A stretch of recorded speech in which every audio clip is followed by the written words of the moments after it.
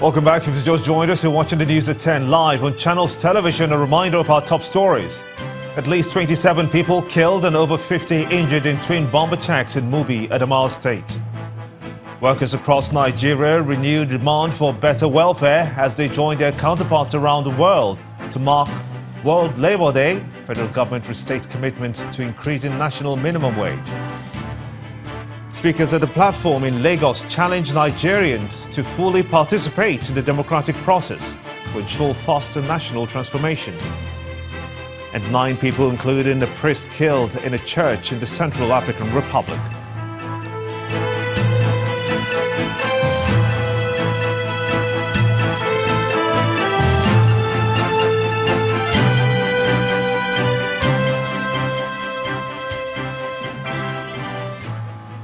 ChannelsTV.com has more information for you. And on YouTube.com/channelsweb, you can watch our videos. You can also watch us on your mobile device via your browser or download the Channels TV app for Android, iOS and Windows devices from their respective stores.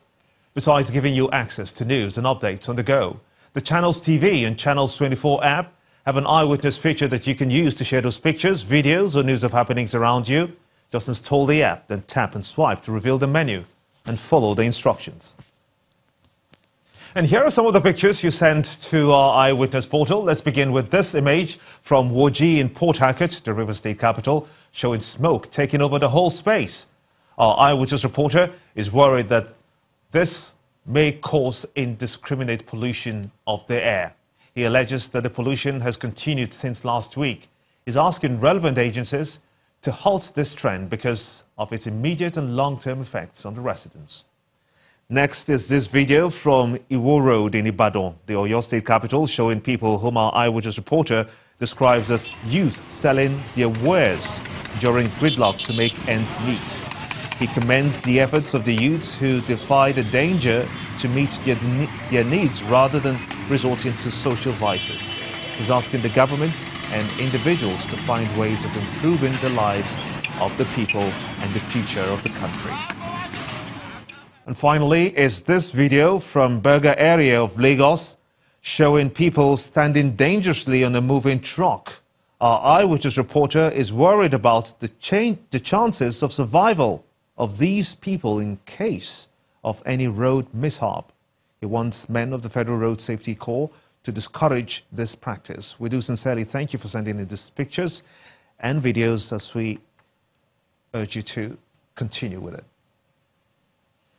It was a rather busy day for the Vice President today, as he was also in Lagos State, where he called on all Nigerians to support the federal government as it charts the path for nation building and greatness. Professor Osinbajo, who spoke with a lot of people at the platform in Lagos, believes that for the country to attain higher heights, Nigerians must confront and not shy away from the challenges facing the nation.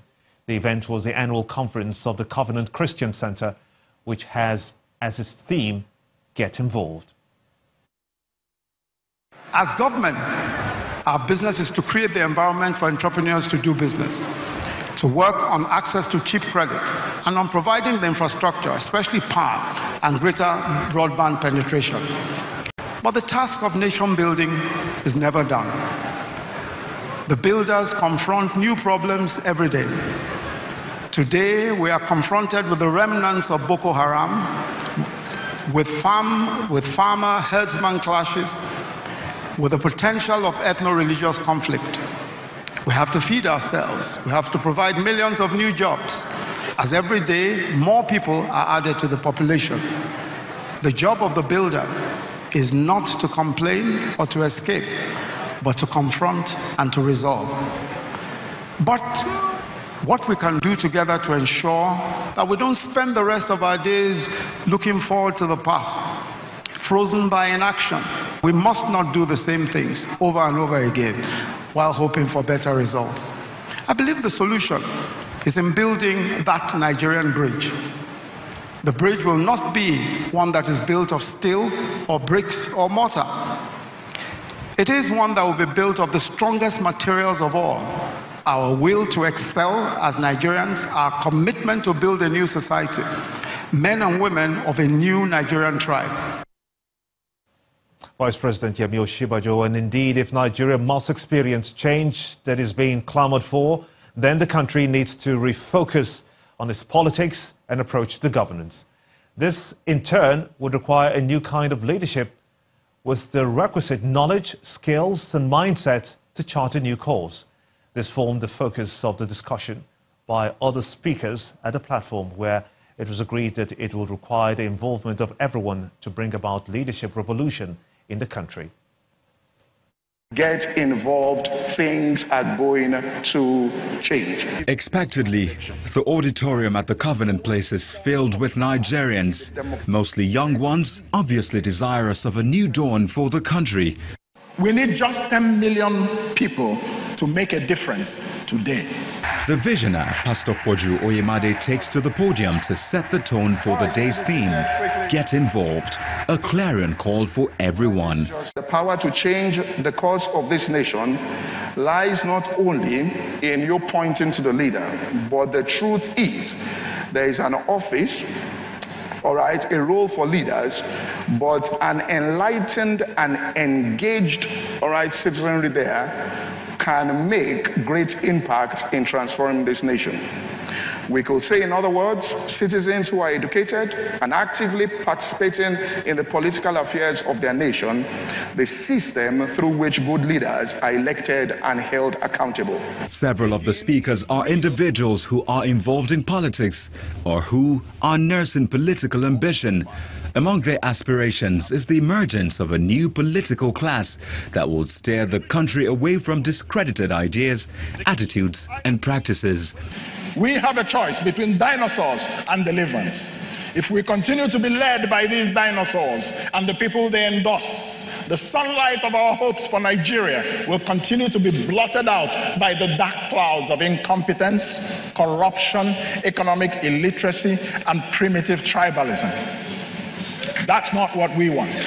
When we get involved, competitions will be stiffer, thereby producing the best. The future of Nigeria is not ahead of us, it's inside of us.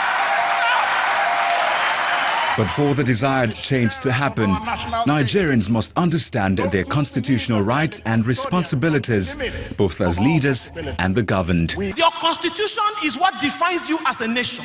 And if you don't go and know what is inside it, and live by it, and walk by it, you will pray from now till Jesus comes. Nigeria will not be different. Indeed, it is Nigeria's youthful population that has the energy and the drive to bring about a new dawn, a better future. We need a new vision for Nigeria. The one that we are running is an expired vision. There's a reason that the good book says that old men shall dream dreams of yesteryears and young men shall see visions of tomorrow. All said and done, the lessons derived from this year's platform will be put to the test as the country heads towards its general elections. The ballot box will be the decider. So, which way Nigeria? That's the question many citizens are seeking answers to at the moment. And joining me on the News at 10 to look at this issue emanating from of course, that very meeting that we saw is a professor of international law, Professor Akin Oyobode. I want to thank you so much indeed for coming on the News at 10 at this time. Now, this is what we are seeing. Many say that Nigeria's greatest challenge now is finding the right kind of leaders to chart the way forward. What, in your view, constitutes that kind of leadership that we so much seek for? Well, I think the first thing to bear in mind is that Ojukwu and other people, more especially Onchino Achebe, declared that the problem with Nigeria is leadership. So we're not really saying anything new. But I'm here reminded of the sentiments of Joseph de Maistre, that the people get the leaders that they deserve. So the question we have to ask is whether the present leadership, political leadership, economic leadership, religious leadership, whether that is what Nigerians deserve. I think there is a sense of boredom. People are tired, and they, with a loud yawn, dismiss the current leaders in the country. So there's a leadership vacuum.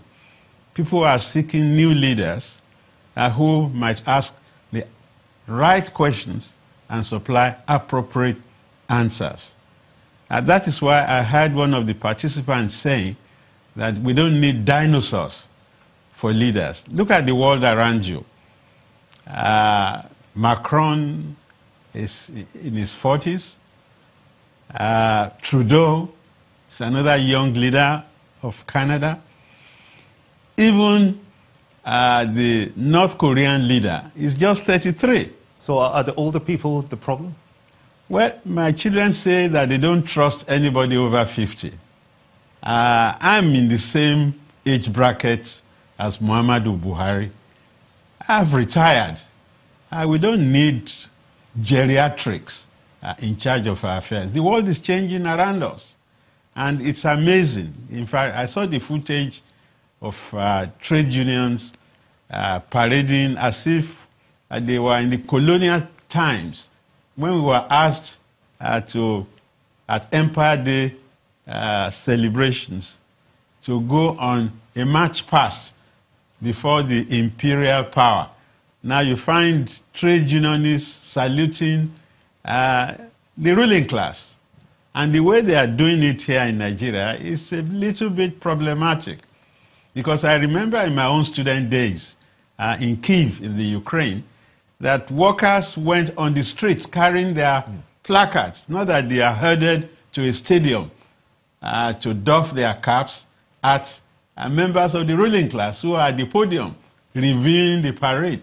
I think this militarist sentiment has to be disabused, okay, from our consciousness. If I'm to bring you back to looking at that very issue of the young people and their views and what they believe, saying that the older ones don't have what it takes to take this country to the next level where it ought to be. Now, 2019 is just by the corner. What would you expect to see from the young people? Well, I'm really impressed by the attitude of young people who have thrown their hearts into the ring.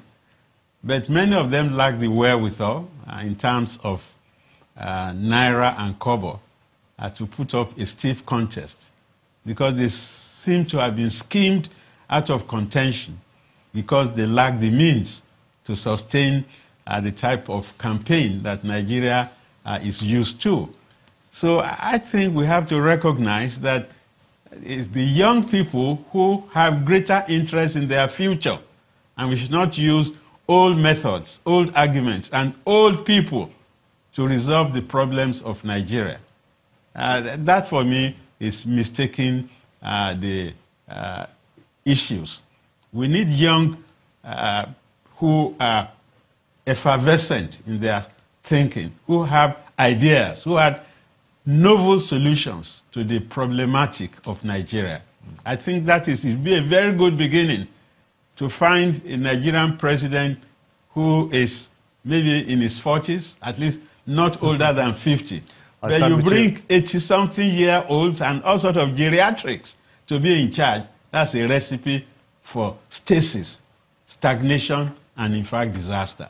I must thank you so much indeed, Professor of International Law, Professor Akin Oyobode, for your time and your thoughts here on the News at 10. When the News at 10 returns, Nigeria and the US discuss roadmap for the return of $500 million looted funds to the country. That's on Business News. Join us again.